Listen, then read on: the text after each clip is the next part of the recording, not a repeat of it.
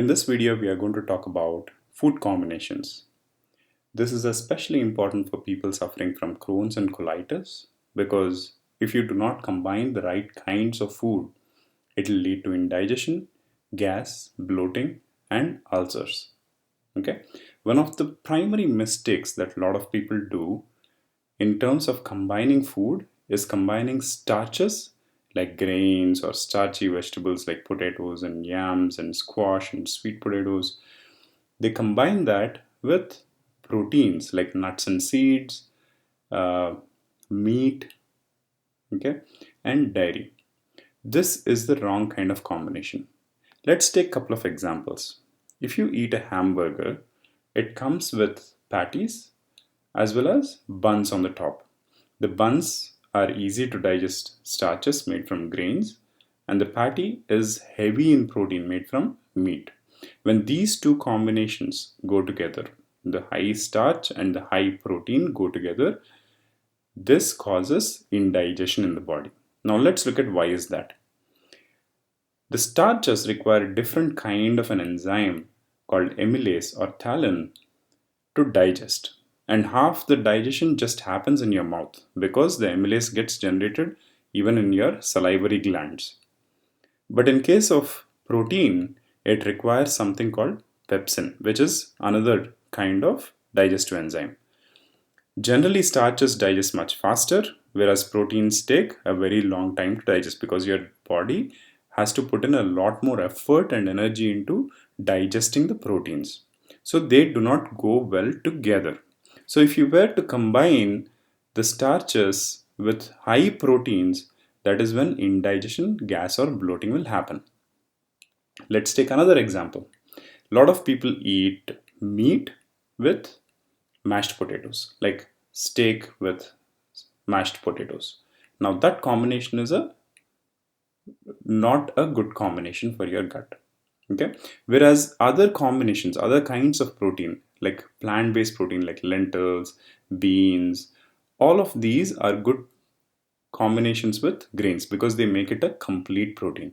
So if you're eating something like say rice or wheat with lentils, like especially in India, South Asia, a lot of people eat either rice with lentil soups or they eat some kind of a wheat tortilla with lentils. So that actually is a good combination because it makes a complete protein and it is easy to digest.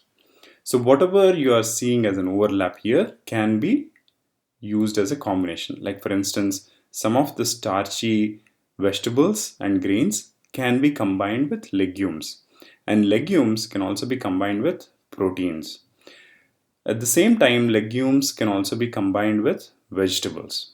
Okay, but if you are combining more than one kind of a protein source, like for instance, if you are combining more nuts with say meat, that can also cause indigestion because of the heavy meat protein content. Your body takes a toll to digest that. One day, one of my neighbors complained about heavy abdominal pain. I went to his home and inquired about what he ate for the meal that day, and he mentioned about having cashew chicken. Now, cashew is high in protein; it's hard to digest, and having that along with chicken, which is again high in protein, puts a toll on your system, which is why he was having gas, bloating, and a lot of abdominal pain. So, combining more than one type of protein is also prohibited. You can also ask a lot of Indians who can promise that whenever they have some kind of a dal is nothing but a lentil soup. If they have some kind of lentils along with say black beans or garbanzo or green peas, they will notice a lot of gas and bloating because your body is again taking a toll to digest all that protein. Okay, so don't combine more than one source of protein. At the same time, make sure that you're not combining easy to digest starches with heavy protein items. Okay, now vegetables go well with all of these. Like you can combine them with oils, you can combine them with legumes, protein, starches. They go well with anything. They can be cooked or in the raw form. Even the oils, they are okay to combine with even the protein, the starches, the vegetables, the legumes. They are okay to combine with anything. It is just that they are recommended to be used sparingly. They have to be in a limited quantity. All right. Now, another thing you need to be careful about is you should not combine anything up above with the things down below. Here we have all the fruits that are mentioned here. And here you have vegetables, grains, nuts, seeds, and meat and oils. So you should not combine any of these with the fruits. That's the number one rule. Especially if you're suffering from Crohn's and colitis. Later on, when your gut is at a stage where it can digest the foods better, you can combine certain things. Like for instance, some people combine milk with fruits like banana or strawberry and things like that. Even though it digests well for them, it will not go well for people who are suffering from Crohn's and colitis because the digestion happens at a different paces for both of them. Okay, so it will create gas and bloating.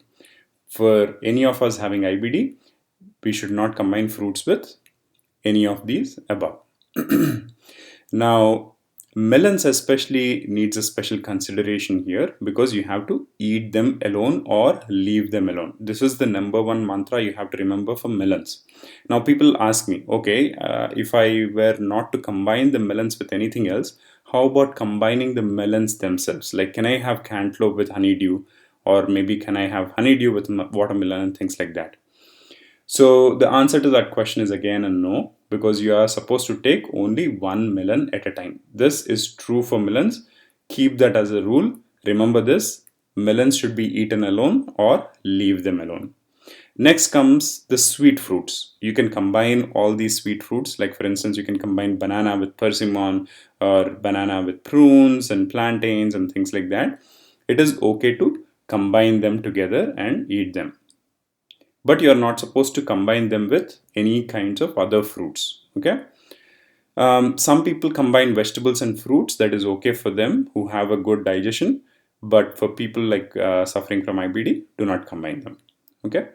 Now, anything that are acid fruits, like subacid or acidic fruits, you can combine them. Like for instance, apples are not as acidic, but they're subacid fruits.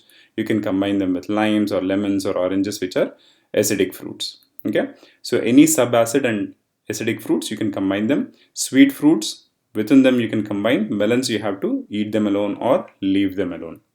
So this gives an overall picture of what foods to combine and how to eat food. Okay, hope this video is really helpful for you, because if you follow it to the T, you will start noticing that your gas and indigestion is slowly going away. Okay, you have to especially follow it during the protocol to ensure that your gut is healing to the maximum. Okay, all right, I'll see you in the next video.